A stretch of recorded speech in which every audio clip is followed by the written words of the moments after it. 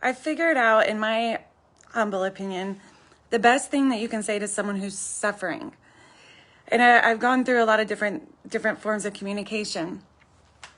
So I just want to share it. So suffering and struggling are different things. Struggling is having paralyzed hands, so it's hard to open jars. Well, I can't open jars. It's hard to open doors. That's a struggle.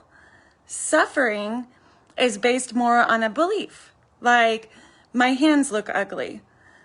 I'm unlovable because my hands can't, do what other girls' hands can do. That's suffering.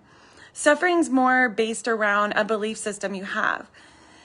So there's so many different forms of suffering, and I was kind of hesitant to share this because I'm still kind of perfecting this tactic, because I think this is a really powerful tool in talking to someone that's suffering. And here's where people often go, I don't know if it's wrong, they go medium. They go not rock star status support, but it's still helpful. It's not nothing, but it's not rock star status support system when you're talking to someone suffering. And what happens, that what most people do is, okay, let's do a role play here, shall we? I'll be me. And okay, so I'll be like I hate my hands. I'm so insecure about them. Like I just, and I can even be vulnerable. I can even not be complaining, because there's also a difference between complaining and vulnerability. But I could just be like, I'm scared to be intimate with someone. I don't know how, I've not been in that situation, and I don't know how well I'm going to do with my hands. I can't touch someone the way I would want to with my hands. So those are suffering belief systems. So what people will normally say back is like, no, it's okay. Your hands are okay. That's what most people do. When people share their suffering, people say, no, it's okay. It's okay. But that's not rock star status, because you telling someone it's okay doesn't make them feel okay about it. It doesn't change their belief system. It doesn't change their story, but it is helpful because you're saying it's okay with me. It's okay with me. Like, you're suffering, what you're worried about, I'm not worried about. But it doesn't change the fact that they're worried about it. It makes them feel like, okay, well, they think I'm okay, but I still don't think I'm okay. Like, I'm not trying to hook up with my, I can't even. But here's where you can go rock star status. Is when you can say, and I'm going to call this tactic left field.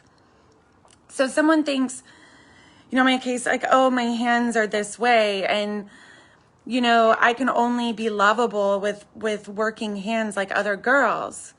So those are my options. So I can either accept this lower, like this less than situation I'm in, or I can get better.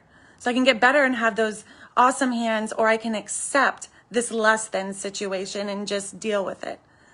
But what if you can throw a left field at them that is something that's not even on their radar, and say, you know what? Actually, like, I know you think that, but your hands, I think, make you sexier. I think if I was a dude and I met you and I saw your hands like that, and you told me everything that's gone on in your life and the good that's come out of it and everything you're doing, like, your hands are a badge of honor. Like, they're not less than, they're greater than. When you can do that for someone struggling, or suffering rather, if you can do that for someone suffering, and you can give them a left field that says, actually, because when you say something's okay, you're validating their suffering. You're saying, yeah, and you don't want to invalidate their feelings, but you're validating, like, well, yeah, that is tough, but it's okay. Like, we'll deal with it. But when you can actually be like, what are you talking about? Your hands are hot. Like, do you not see that? All of a sudden, you're able to light up this light bulb in their head, this new perspective, this new possibility, where they are like, am I wrong?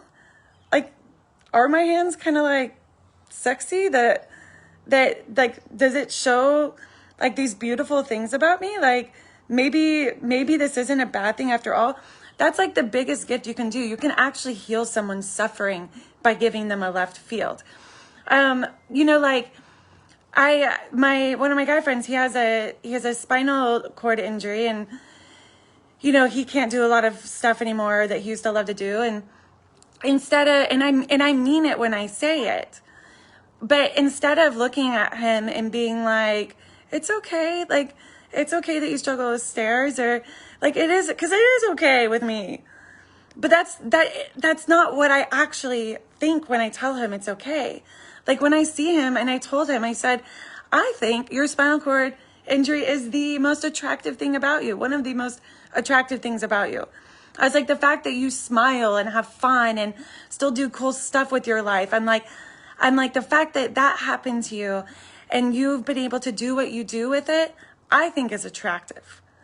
And, you know, other examples, it's like, I was talking to my psychologist one time, and I was just like, yeah, you know, I was hanging out with these people, and they're really different than me. Like, they are like married and have kids and like live in big houses, and they're super sweet and do charity and all this stuff. And like, I'm just at a completely different place in my life. And I felt so uncomfortable talking about like this stuff that I'm doing, because it's so different. And like, I felt really small, and I didn't feel equal, or I didn't feel like I had a lot to say, because they were all talking about their kids' private schools, and I already have kids.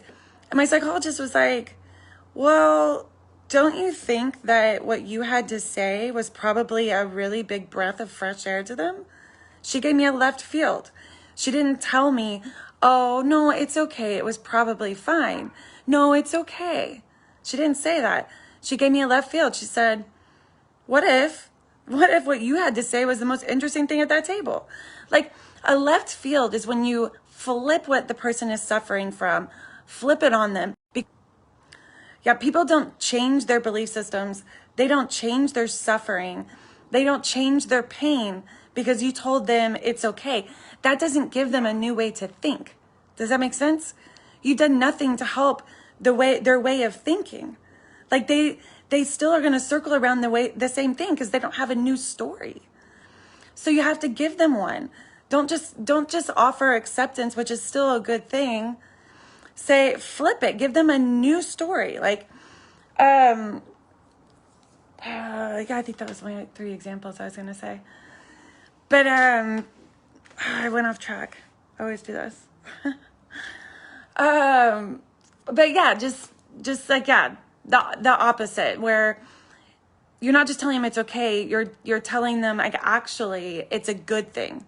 But you have to tell them why. You have to show them, and you have to really believe it. You can't just like say like, hey, I think that's the most attractive thing about you. If you're like, ooh, you have to mean it. But I do think it's the most attractive thing about my friend. And I do think that there's situations where someone's just like, man, I think your hands make you a rock star. Like, it's amazing what you're doing.